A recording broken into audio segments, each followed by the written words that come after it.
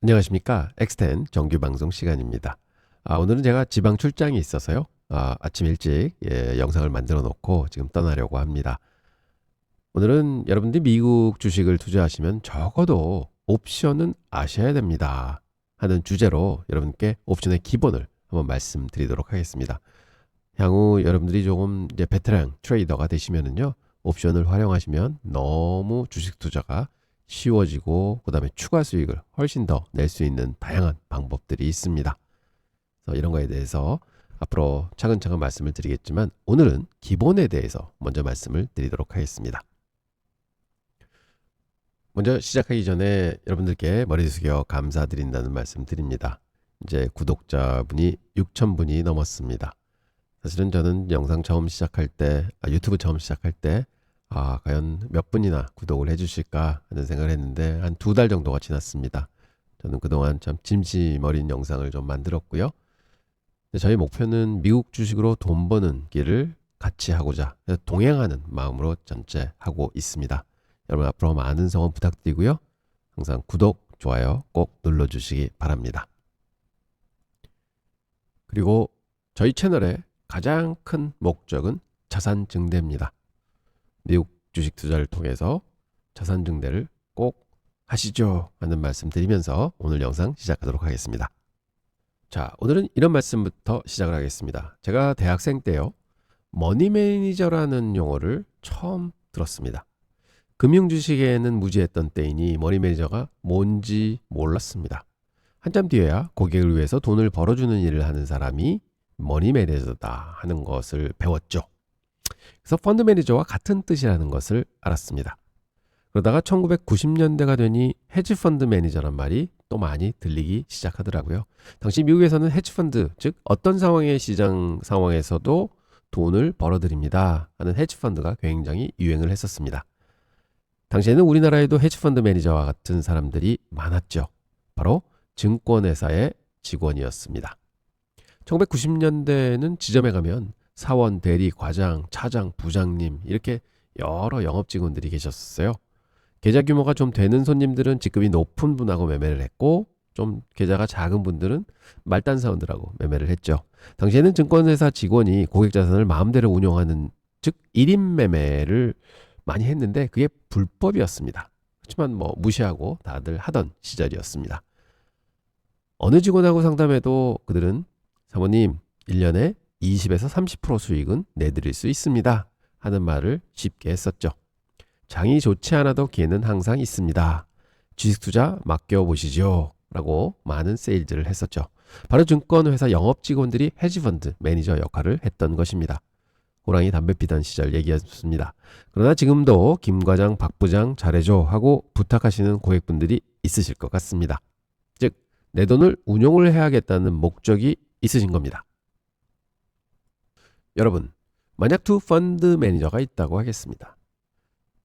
한 사람은 스카이 대학 나왔고 해외에서 MBA도 했고 탑 증권사에서 애널리스트로 하다가 한 10년 경력 차장급 매니저가 된 사람입니다. 그리고 10년간 꾸준한 좋은 성과를 내왔습니다. 우수 매니저상도 여러 차례 수상을 했고요. 방송 출연도 가끔 합니다.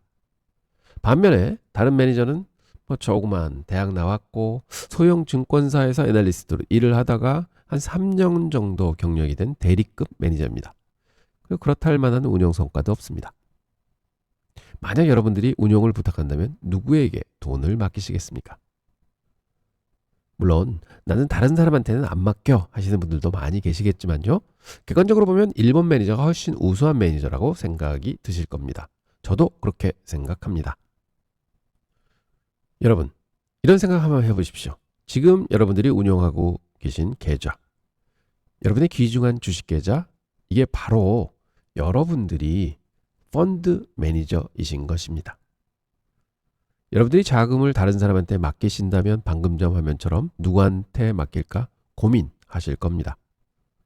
심사숙고하셔서 이것저것 다 따져보고 맡기시겠죠. 왜냐하면 여러분의 귀중한 자산을 불려줄 사람을 선택해야 하니까요. 그러나 현재는 여러분이 직접 여러분들의 자산의 펀드 매니저가 되시는 겁니다. 여러분의 자산을 직접 지키고 키우셔야 합니다. 진짜 냉정하게 여러분 스스로 질문 한번 해보십시오. 나라면 나한테 운영해달라고 자금을 맡길까? 이후 아닐 것 같은데 라는 대답이 나오신다면요. 가끔은 내가 펀드 매니저다 라는 생각을 꼭 해보시기 바랍니다. 그럼 공부도 해야겠고 노력도 해야겠고 연구도 해야겠고 할 게 참 많습니다. 여기에 더해서 책임감도 많이 느끼실 겁니다. 왜냐하면 내 스스로가 나라는 거기에 귀중한 자금을 받아서 운용하고 있는 사람이 되기 때문입니다. 자, 그러면 내가 펀드 매니저라면 어떠한 하루를 보낼까요? 어느 펀드 매니저의 하루를 설명드려 보도록 하겠습니다. 고객분들의 귀중한 자산을 운용하는데 많은 시간과 열정을 쏟고 있습니다. 여러분도 여러분 자산의 펀드 매니저이니 이런 스케줄로 생활할 수 있을까도 한번 상상해 보시기 바랍니다.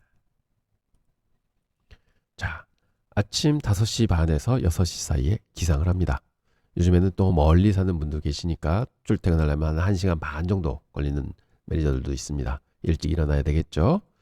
그러면 건강을 위해서 많은 매니저들이 한 6시나 6시 반 정도가 되면은 사무실 근처에 도착을 해서 운동을 하고 출근을 합니다. 보통은 7시 반 정도에 사무실에 들어서게 되죠. 그럼 8시부터 무슨 일이 있느냐? 일단 뭐 자료들도 분석을 해야 되고 운용 회의도 있고 운용 준비도 해야 됩니다. 그럼 이제 9시에 시장이 시작하게 됩니다. 그러면 시장 장시간 동안은 뭐를 하느냐? 시장 돌아가는 거 보고 종목이 어떻게 돌아가는지도 보고 그다음에 또 기업 분석도 하고 산업 분석도 하고 이슈 분석도 합니다. 시장에 지금 무슨 뉴스가 있나? 어제 미국장이 많이 내렸는데 우리 시장에는 어떤 영향이 있는가? 이런 걸 분석을 다 합니다. 그리고 또한 이제 여러 가지 자료들 또 준비를 해야 되고요. 운영 관련 업무도 해야 됩니다. 매매한 게 뭐가 있는가? 이거를 살 건지 팔 건지 좋은 리포트를 좀 써야 되는데 하는 것도 계속 고민을 하죠. 그러다 보면 이제 장이 마감을 하면요.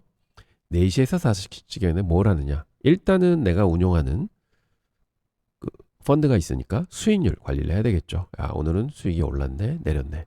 뭘 팔고 샀는데 이 결과가 어떻게 됐나 하는 걸 분석을 합니다. 그리고 또한 뭐가 있냐면은 가끔은 마케팅 쪽에서 자, PT 한번 나갑시다 하면은 같이 나가서 고객분들께 제 운용에 대해서 PT도 해드리고 시장 상황에 대해서 PT도 해드립니다. 그리고는 가끔은 또 운용 회의가 있습니다. 그럼 회의에도 참석해서 지금 운용 상황이 어떻고 시황이 어떻고 하니 우리는 이렇게 해야 되겠다 하는 얘기들을 막 토론을 하죠. 그러다 보면 이제 6시가 됩니다. 이게 제일 편한 시간입니다. 식사합니다. 적어도 한 6시 한 10분, 20분 전에 식당에 가서 식사를 하다 보면 한 7시 반 정도 되면은 이제 사무실로 다시 돌아오죠. 자, 그렇게 되면 그때서부터 뭘 하느냐? 저의 시간입니다. 그럼 진짜로 제가 알고 싶은 것들을 분석을 하고 또한 저의 운영을 어떻게 할지 계획도 수립을 합니다. 그리고 포트폴리오 평가하고 분석도 합니다. 왜냐하면 제가 운영을 지금 어떻게 하고 있는지 제 생각대로 운영이 잘 되고 있는지 하는 것도 스스로 평가를 해야 됩니다. 그리고는 이제 보고서도 참 많습니다. 뭐 주간 보고서, 월간 보고서, 뭐 일일 보고서도 많고요. 그래서 그런 걸 하고 그다음에 진짜 남은 시간에 공부도 해야 됩니다. 자료도 읽어야 되고 리서치 페이퍼도 읽어야 되고 할 게 너무 많죠. 그러다 보면 이제 9시, 10시 무렵이 됩니다. 그럼 퇴근해야죠. 그럼 집으로 갑니다. 그럼 한 10시 반이나 11시경에 집에 도착을 하게 됩니다. 그러면 이제 뭘 하느냐? 그때 이제 미국 시장이 시작을 하죠.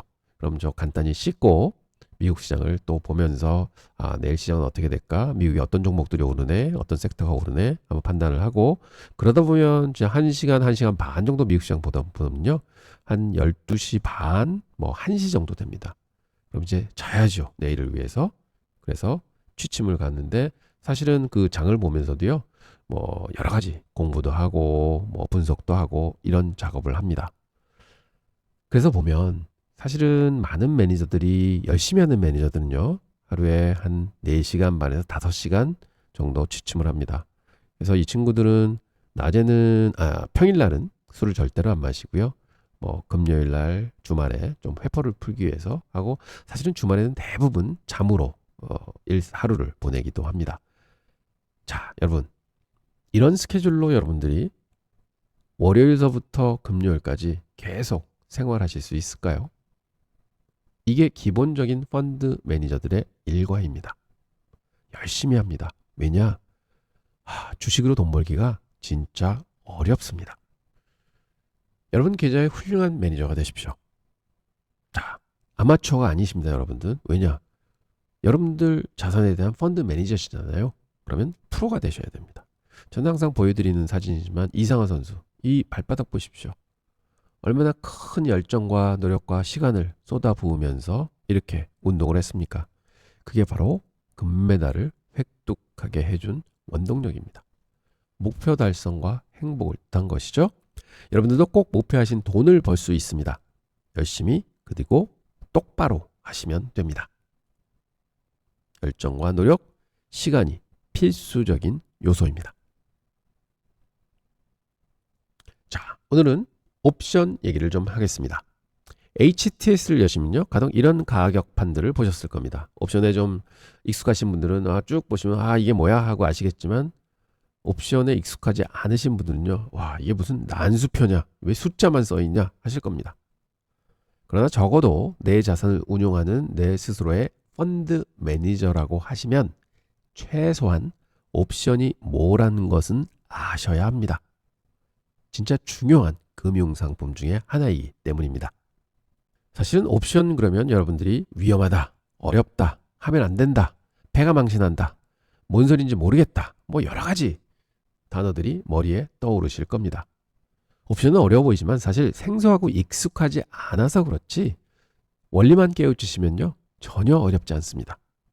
자, 오늘 진짜로 차근차근 설명드리도록 하겠습니다. 자, 선물 옵션이 어렵다고요?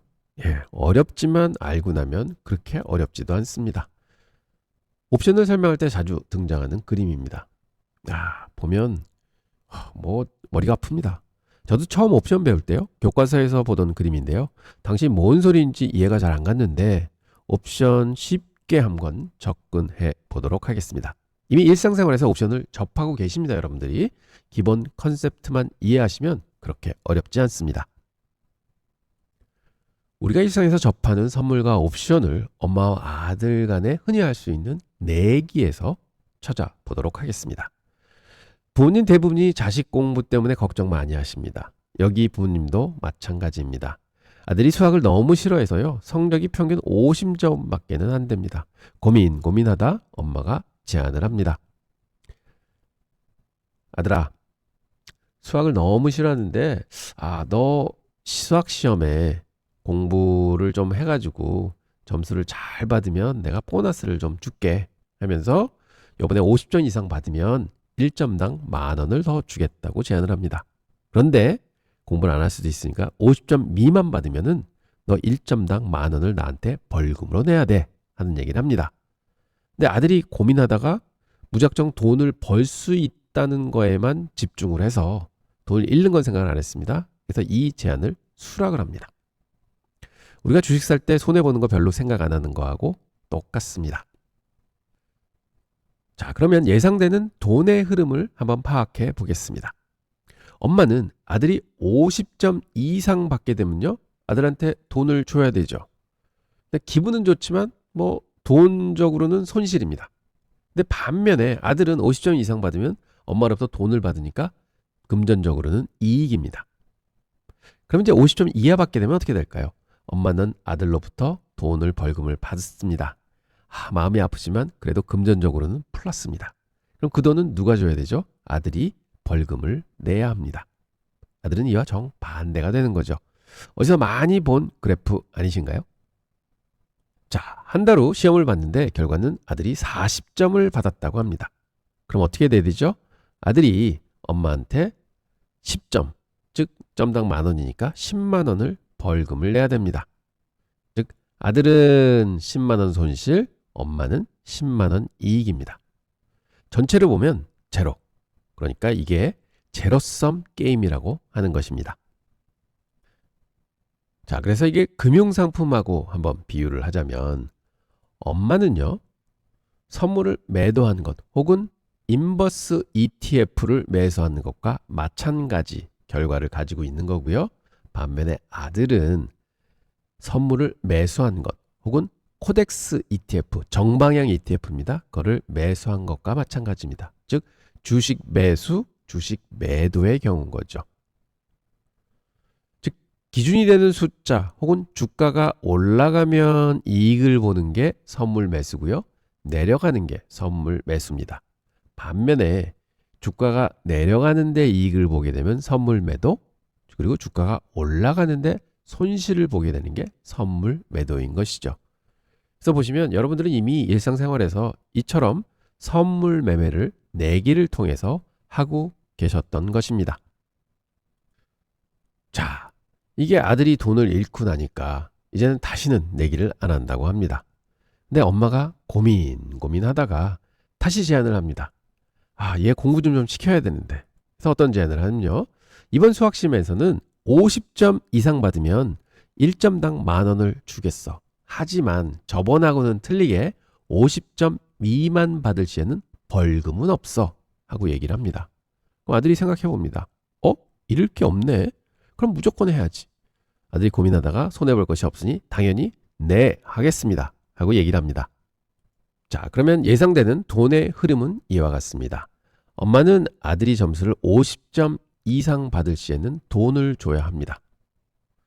기분은 좋고 돈은 손해고. 하지만 돈을 줘야 되죠. 그럼 반면에 아들은요. 50점 이상 받으면 1점당 10,000원씩을 더 받는 결과가 나옵니다. 그런데 점수를 50점보다 못 받는다. 근데 그거는 상관없다고 엄마가 얘기를 했잖아요. 그러니까 아무 변화가 없습니다. 즉 시험을 잘 볼 때만 서로 내기가 성립하고 시험을 못 보게 되면 서로 주고받는 게 없어집니다. 이런 것들 여기서 많이 보시는 그래프가 아닌가요? 자, 그러면 한 달 뒤에 시험을 봤는데 결과가 55점을 받았다고 합니다. 그럼 엄마가 아들에게 얼마를 줘야 되죠? 50,000원을 줘야 됩니다. 5점을 더 잘 받았으니까 점수당 10,000원. 그러면 엄마가 아들한테 50,000원을 줘서 금전적으로 손실, 근데 아들은 엄마한테 50,000원을 받아서 금전적으로 이익. 전체로는 50,000원 주고 50,000원 받았으니까 이 전체를 합치면 제로. 그래서 이걸 제로섬 게임이라고 하는 것입니다. 자, 종합해보면 기준이 되는 숫자, 즉 주가건 점수건 그 숫자가 올라가는 것에 내기를 하는 것을 콜옵션이라고 합니다. 아들의 경우는 콜옵션을 매수한 것과 마찬가지입니다. 시험을 잘 보면 돈을 버는 경우만 있는 것이죠. 그런데 그 번 돈은 누가 주나요? 엄마입니다. 아들이 콜옵션을 샀으니 그 반대에 있는 엄마는 콜옵션을 판 경우입니다. 엄마의 경우는 콜옵션을 매도한 것과 마찬가지이고 아들의 경우는 콜옵션을 매수한 것과 마찬가지입니다. 즉 기준이 되는 숫자가 올라가면 이익을 보는 게 콜옵션 매수고요. 기준이 되는 숫자가 올라가면 손실을 보는 게 콜옵션 매도입니다. 전부 반대 경우에 서 있는 거죠. 즉 매수자와 매도자의 내기인 셈인 것입니다. 이게 파생의 기본 원칙입니다. 내기를 하는 것이죠. 콜옵션에서는 기준점보다 숫자가 내려가면 이익도 손실도 없습니다. 왜냐하면 계약이 성립하지 않기 때문입니다. 고로 여러분들은 이미 일상생활에서 콜옵션 거래를 하고 계셨어요. 옵션이라는 게 괜히 어려운 용어 쓰고 해서 그렇지 알고 보면 단순한 내기일 뿐입니다. 콜옵션은 내기하는 기준 숫자가 기준점에서 올라가면 내기가 성립하는 거고 내려가면 내기가 성립하지 않는 것입니다.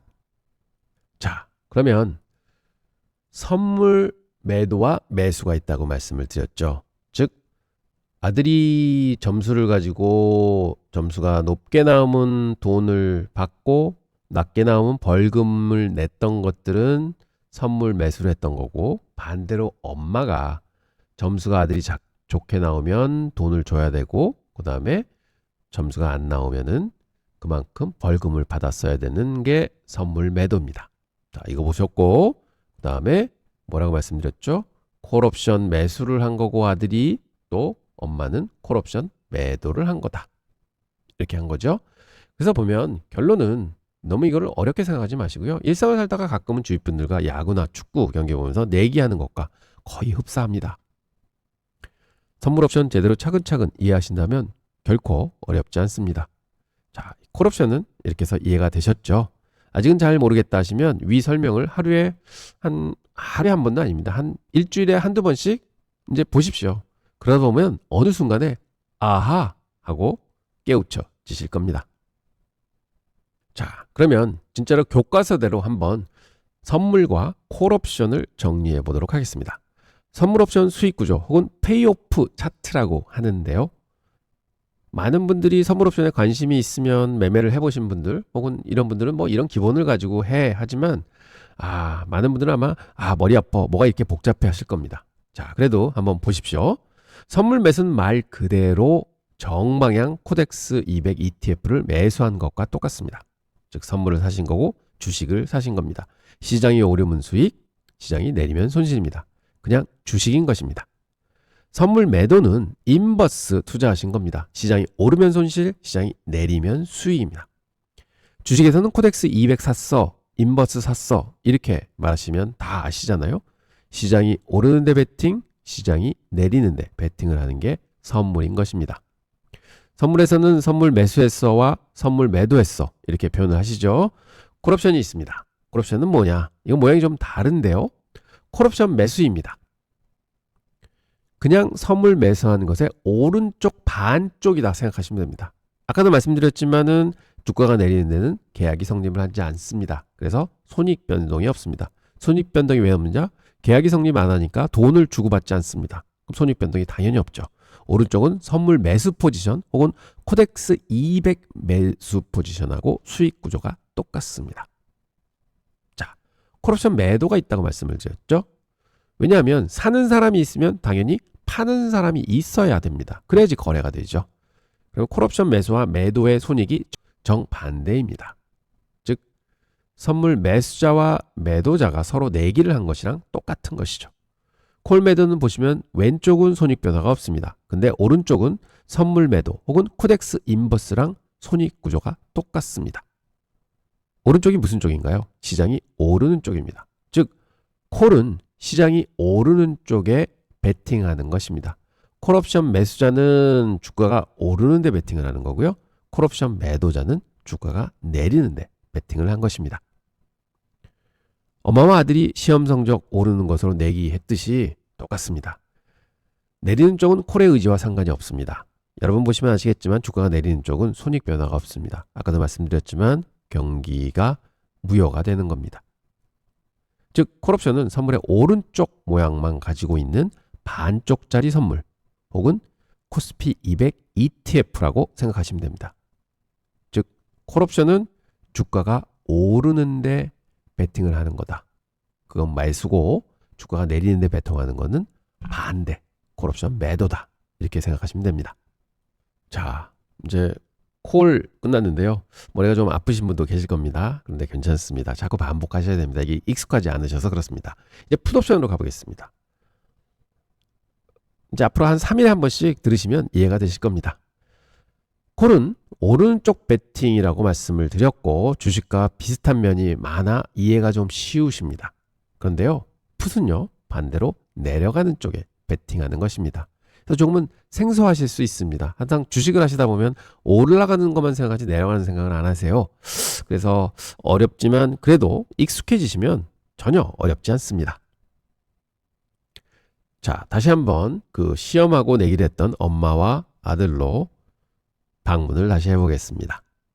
요즘은 많은 부모들이 자식 비만 때문에 걱정을 하시죠. 여기 어머님도 마찬가지입니다. 아들이 너무 먹을 것을 좋아해서 초등학교 3학년 때 몸무게가 50kg라고 합니다. 고민하다가 제안을 합니다.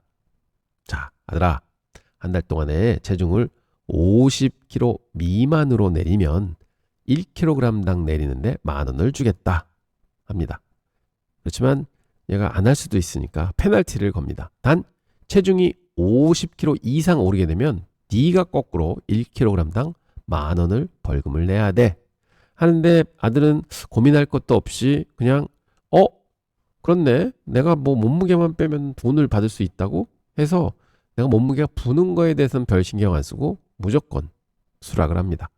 아까 말씀드린 우리가 주식 투자하는 것과 똑같습니다. 버는 것에만 집중을 하는 것이죠. 자, 예상되는 돈의 흐름은 이렇습니다. 아들은 50kg 이하로 살을 빼면 엄마로부터 돈을 받으니 이익입니다. 즉 50kg 밑으로 내려간다. 뭐 0kg 되면 거의 이제 병원에 실려가야 되겠죠. 근데 하여튼 빼면은 키로당 10,000원을 받으니까 이익입니다. 하지만 이 돈은 누가 주나요? 엄마가 줍니다. 그래서 엄마는 아들이 살이 빠지면 기분은 좋습니다. 건강이 좋아지니까. 그렇지만 돈을 줘야 됩니다. 금전적인 손실이 발생을 합니다. 즉 엄마의 손실은 아들의 이익. 그러면 이게 뭡니까? 제로섬 게임. 어디서 많이 본 그래프 아니신가요? 자, 그런데 또 뭐가 있냐면은 아들이 살이 더 찝니다. 그럼 어떻게 해야 되죠? 벌금을 내야 되겠죠. 그래서 살이 찔수록 만 원씩 내야 되는데 그 돈은 누구한테 가나요? 내기를 한 상대방 엄마한테 갑니다. 자, 고로 제로섬 게임. 근데 이 그래프 어디서 많이 보지 않으셨나요?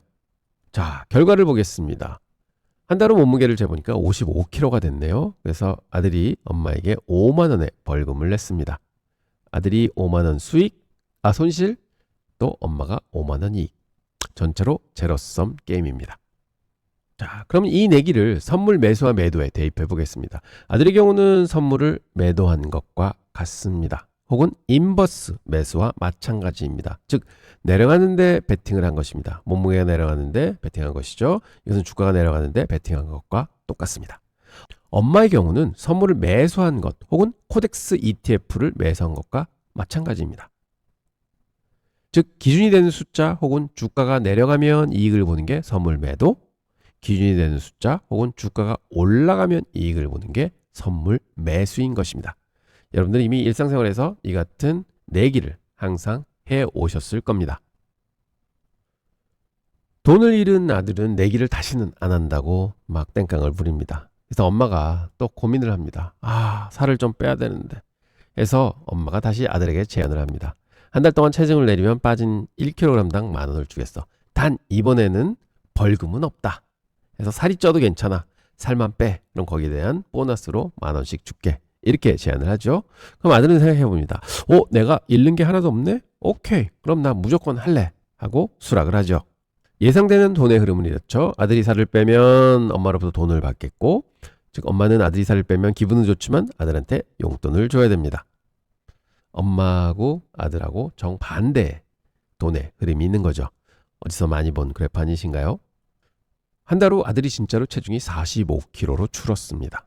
엄마가 아들에게 약속한 대로 킬로그램당 만 원 해서 5만 원을 주었습니다. 그로 아들은 5만 원 이익, 엄마는 5만 원 손실입니다. 전체로 제로섬 게임. 그런 내기를 한 것입니다. 자, 정리해보면 기준이 되는 숫자가 내려가는 것에 내기를 거는 것을 풋옵션이라고 합니다. 아들의 경우는 풋옵션을 매수한 것이죠. 즉 몸무게가 줄면 돈을 법니다. 주가가 내려가면 돈을 법니다. 그 번 돈을 누가 주느냐? 그게 바로 엄마가 주는 겁니다. 그래서 엄마는 풋옵션을 매도했다고 얘기를 하는데요. 즉 기준이 되는 숫자가 내려가면 이익을 보는 게 풋옵션 매수, 또 내려가면 손실을 보는 게 풋옵션 매도인 것입니다. 그리고 보시면 기준점을 기준으로 해서 숫자가 올라가는 쪽에는요, 손익 변화가 없습니다. 즉 계약이 없잖아요. 그러니까 돈을 주고받는 게 없어서 손익 변동은 없습니다. 계약이 성립하지 않는다고 말씀드렸죠.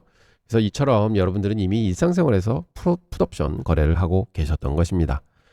풋옵션은 내기하는 기준 숫자가 기준점에서 내려가면 내기가 성립하고 올라가면 내기가 성립하지 않습니다. 그리고 풋은 시장에 내려가는 것과 관련이 있지 올라가는 쪽하고는 아무 상관이 없습니다. 자, 정리해보면 선물 매도, 그거는 내려가는 쪽에서 돈을 버는니까 아들의 베팅이 선물 매도고요. 엄마의 베팅이 선물 매수입니다. 아들이 살이 빠지면 돈을 잃는 거죠. 대신 살이 찌면 아들이 벌금을 내야 되니까 엄마는 수익인 셈입니다. 자, 그럼 풋옵션은 뭐냐? 아들은 내려가면 돈을 법니다. 즉 살이 찌면 벌금이 없죠. 그래서 이게 풋옵션 매수인 것입니다. 즉 내려가는 쪽하고만 상관이 있습니다. 반대로 이거의 반대는 누구냐? 엄마입니다. 그래서 엄마는 풋옵션을 매도를 한 것입니다. 하지만 체중이 늘거나 주가가 올라가면 아무 상관이 없는 게 풋옵션입니다.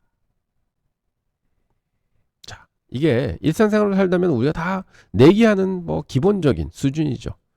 선물과 옵션을 아주 쉽게 일상에 일어나는 일로 재조명을 해보았습니다. 그러면 다시 한번 선물 옵션 수익 구조하고 풋 옵션 수익 구조를 말씀드리도록 하겠습니다. 선물 매도는 내려가는 쪽이 좋은 쪽이라고 말씀을 드렸습니다. 시장이 내려가면 수익이 난다. 내려가는데 베팅한다. 그런데 선물 매수는 올라가면 수익이 난다. 올라가는 데 베팅을 한다. 그래서 코덱스 정방향 ETF를 산 거나 마찬가지다. 이렇게 말씀드리죠. 그리고 풋 옵션이 있다고 말씀을 드렸습니다. 이건 좀 모양이 틀리죠. 풋 옵션 매수가 있습니다. 이거는 뭐냐? 그냥 선물 매도한 것의 반대쪽입니다. 한쪽입니다. 내려가는 쪽만 상관이 있습니다. 그러니까 쭉 돈 버는 쪽에만 상관이 있고요. 풋 매도는 내려가는 쪽에서 선물 매수가 득하는 거를 선물 매도자가 내줘야 됩니다. 그렇지만 오른쪽으로 올라가는 쪽은 손익 변동이 없습니다. 즉 풋옵션은 시장이 내리는 데만 집중한 상품입니다. 오르면 손익에는 아무 변화가 없습니다. 자, 그래서 보시면 풋옵션은 반쪽짜리 선물 매수와 매도다. 이렇게 보실 수 있습니다. 엄마와 아들이 살 빠지는 것에 내기한 것과 똑같습니다. 오른쪽은 풋의 의지와 상관이 없습니다. 여러분 보시면 아시겠지만 주가가 오르는 쪽은 손익 변화가 없습니다. 즉 풋옵션은 선물의 왼쪽 모양만 가지고 베팅을 하는 것입니다. 자, 이게 좀 복잡할 수도 있는데요. 예를 들어서 옵션의 수익 구조를 한번 만들어 보겠습니다. 코덱스 ETF를 10,000원에 샀다고 하겠습니다. 일주일 뒤 12,500원까지 주가가 상승을 하게 되면요. 저는 2,500원을 벌게 됩니다. 맞죠? 근데 제 친구가 제 말을 듣고 뒤늦게 12,500원에 ETF를 삽니다. 주가가 15,000원까지 올라가면요. 어떻게 되죠? 저는 10,000원에 샀으니 5,000원을 벌게 되는 거고요. 12,500원에 산 제 친구는 2,500원 밖에는 못 벌게 됩니다. 자, 이게 콜옵션입니다. 즉, 어느 시점에서 나는 주식을 10,000원에 살 거야. 나는 12,500원에 살 거야. 하고 딱지를 사는 거죠. 그렇게 주장을 하는 겁니다. 그래서 12,500원이 안 되면 꽝 되는 거고요. 12,500원 넘어가면 이만큼 돈을 버는 겁니다. 그래서 그게 이제 콜옵션 매수라는 거죠. 10,000원 이상 올라가는 거에 난 돈을 줘. 12,500원에 올라가는데 돈을 줘. 15,000원 이상 올라가는데 돈을 줘. 하는 게 그냥 분양권과 같습니다. 매수할 권리를 가진다. 딱지 장사다. 이렇게 보시면 될 것 같습니다. 자, 거꾸로 주식 매도 혹은 풋의 경우를 보겠습니다. 제가 주가가 빠질 것 같아서 인버스 ETF를 주가가 300일 때 10,000원에 샀습니다. 일주일 뒤에 12,500원까지 내려갔거든요. 그랬더니 저의 수익은 2,500원이 발생을 했죠. 근데 제 친구가 제 말을 듣고 12,500원에 또 인버스를 따라 샀습니다. 주가가 150까지 빠지니까 저는 계속 가지고 있었으니 5,000원 수익이지만 제 친구는 딱 2,500원 수익입니다. 자, 이런 것이 풋옵션입니다. 이 지점에서 나는 12,500원 아래로 내려가는 것 같아 해서 그거 베팅하는 거고요. 나는 여기서부터 10,000원 아래로 내려갈 거야 해서 베팅하는 거고. 그래서 이제 왼쪽만 상관이 있는 겁니다. 즉 주가가 내리는 거에만 상관이 있는 거죠. 그래서 이제 풋옵션 매수다. 그래서 결국은 이것도 미리 팔 가격을 정해서 12,500원, 15,000원 이렇게 베팅을 하는 거다. 이렇게 쉽게 이해하시고 자꾸 반복해서 이 영상들을 보시게 되면 이해가 쉽게 오실 것 같습니다. 여러분, 콜옵션, 풋옵션 아마 처음 이런 거 접하시면요 진짜 어렵습니다. 그리고 사실 콜과 풋을 30분에서 40분 만에 배우신다? 불가능합니다. 저도 대학원 가서 한 6개월 강의 듣고요. 회사에서 실전 경험 한 1년 정도 하니까 그때쯤 뭔가 조금 보이는 것 같았습니다. 이해 안 가셔도 크게 실망 마십시오. 자꾸 반복하시다 보면 저절로 깨우치는 시간이 옵니다. 그래서 선물 매수, 선물 매도, 콜 매수, 콜 매도, 풋 매수, 풋 매도. 이게요, 나중에 보시면요, 진짜 레고처럼 척척척척 맞아들고요, 굉장히 미묘하고 오묘한 그런 상품인 것입니다. 근데 사실은 미국 주식 하시면은요, 미국에는 이런 개별 주식 옵션들이 어마어마하게 거래가 많이 됩니다. 그래서 사실은 실제로 주식을 투자하시는 것보다는 옵션에 투자하시는 게 훨씬 더 효용성이 큰 투자 전략도 굉장히 많이 있습니다. 그래서 이제 앞으로 저희가 뭐 6개월, 1년, 1년 반, 2년 이렇게 계속 가겠지만 그 중간에도 이제 서서히 제가 옵션 전략이라든지 일반 주식과 옵션을 이제 접목할 수 있는 그런 것들을 많이 드리고요. 그다음에 예를 들어서 뭐 테슬라가 지금 현재 생각하기에 굉장히 많이 오를 것 같아. 그러면 1년짜리 저기 멀리 떨어져 있는 콜옵션 같은 거 사시면은요, 100배도 나실 수 있습니다. 이제 그런 것도 한번 말씀 나눠보고 여러 가지 투자 옵션들을 알아보도록 하겠습니다. 사실은 갑자기 이제 주식에 관심이 있으신 분들은 왜 뜬금없이 옵션 얘기냐 하시겠지만, 사실은 지금 나와 있는 이건 한국 옵션에 대한 가격표지만 이런 옵션 가격표를 보시면서 약간 뭐를 얘기하는가 하는 걸 파악하실 수 있다 그러면요, 굉장히 고수시고요. 그 다음에 주식시장이 움직이려는 방향을 조금은 설명을 해줍니다. 그래서 여러분들이 실질적으로 앞으로 여러분들 스스로 자금의 매니저가 되셔야 된다 그러면 적어도 지수나 개별 주식에 대한 옵션은 뭐고, 그런 가격들이 예상하는 거, 그 다음에 이제 조금 있으면 뭐 임플라이볼이다, 내재 변동성이죠. 그 다음에 뭐 미결제 약정이다, 이런 것들을 파악하시면서 시장이 바라보는, 옵션 시장이 바라보는 주식 시장의 모습에 대해서도 읽으실 수 있습니다. 그러면 사실은 주식 투자에 엄청난 도움이 됩니다. 이게 좀 한 차원 단위가 높은 말씀을 드렸는데요. 그래도 여러분들이 여러분 스스로 자금의 매니저가 되시려면 이 정도는 아셔야 된다고 생각합니다. 그리고 이게 어렵진 않습니다. 아까도 말씀드렸지만 단지 익숙하지 않기 때문에 느껴지시는 거지 절대로 어렵지 않다, 이렇게 말씀드리고, 앞으로 미국 주식 옵션에 대해서도 자세하게 더 강의 드리도록 하겠습니다. 많은 도움이 되셨다면 좋아요, 구독 꼭 눌러주시고요. 옵션 공부 더 하고 싶다 하시는 생각이 있으면 꼭 댓글로 남겨주시기 바랍니다. 오늘 고생 많으셨습니다. 감사합니다.